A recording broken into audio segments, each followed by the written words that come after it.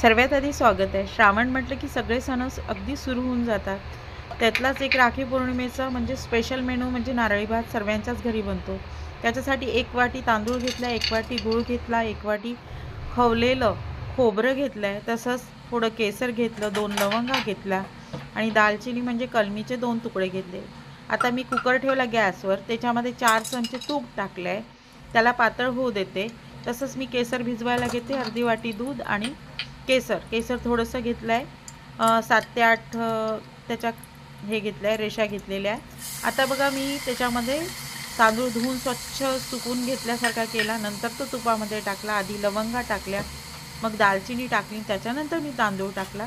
त्याला असा खरपूसचा छान शेकून घेते, गोल्डन ब्राऊन येईपर्यंत शेकून, कारण व्यवस्थित शेकल्याने त्याची चव खूप छान येते। भले तुम्ही कुकरमध्ये करा, बरेच जण पातेल्यात करतात। आता मी खवलेलं खोबरं जे आहे ते मी टाकलं। तुमच्याकडे जर ओलं नारळ नसेल तर तुम्ही सरळ डोल भिजत घ्या करून, रात्रभर भिजवा आणि त्याला मिक्सरमध्ये क्रश करा, त्याची पण टेस्ट छान येते।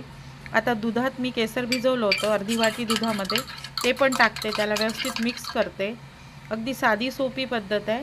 याच्यासोबत तुम्हाला मी एक छान तिखट पदार्थ दाखवला आहे। बरेच जणांकडे श्रावणामध्ये कांदा खाल्ला जात नाही, तशाप्रमाणे आता बघा मी याच्यामध्ये त्याच वाटीनी पाऊण वाटी पाणी टाकलेलं आहे। गूळ मी 1 वाटी किसून घेतला, तो टाकला। तुम्हाला जर नुसता गूळ नको असेल तर अर्धी साखर, अर्धा गूळ टाकू शकता। बघा मी 2 चमचे साखरेमध्ये वेलचीची पावडर तयार करून घेतली आणि पुन्हा मी पाऊण वाटी म्हटलं होतं तशाच प्रमाणे पाणी टाकलं, म्हणजे टोटल ते झालं 1.25 वाटी, अर्धे वाटी दूध, पाऊण वाटी पाणी, असं झालं 1 वाटी तांदूळाला। थोडंसं आणखी दूध टाकलं तर म्हणजे समजा ना 1.5चं प्रमाण आहे, समान भागामध्ये। पुन्हा पाणी टाकलं तर असं करून हे झालेलं आहे, कारण मग भात छान शिजला जातो, कच्चा राहत नाही। बघा आता त्याला मी 3 शिट्ट्या होऊ देते।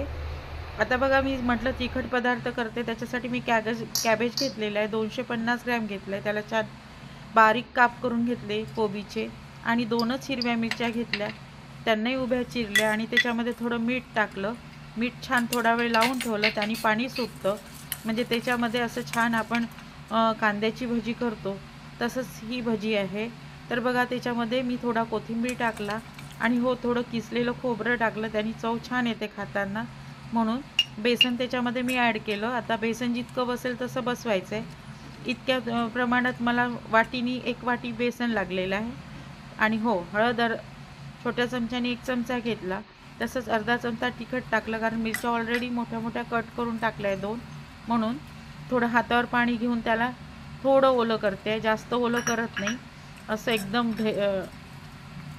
सैलसर नाही भिजवायचं आहे, घट्टसरच भिजवायचं आहे, त्याने असा भजा कुरकुरीत होतो। तर बघा झटपट तयार झालेलं आहे, भज्याची तयारी झाली, तेल पण गरम झालं। आता मी तुम्हाला भजे तळून दाखवते, खूप छान होतात हे भजे, एकदम मस्त। पातळ कॅबेज कापायची आहे, जर तुम्हाला कॅबेज कापायची नसेल तर किसणीवरचं जे बटाटे चिप्स करायचं असते त्याच्यावर तुम्ही किसू शकता, त्याने खूप छान पातळ कॅबेज कट होते। मोस्टली मी भाजीसाठी कट करत असते तशी, पण आज मी कापून घेतली आहे। बघा किती छान तळल्यानंतर असे छान कुरकुरीत होतात, कुठलाही सोडा नाही, काही नाही, काही पण घातलेलं नाही।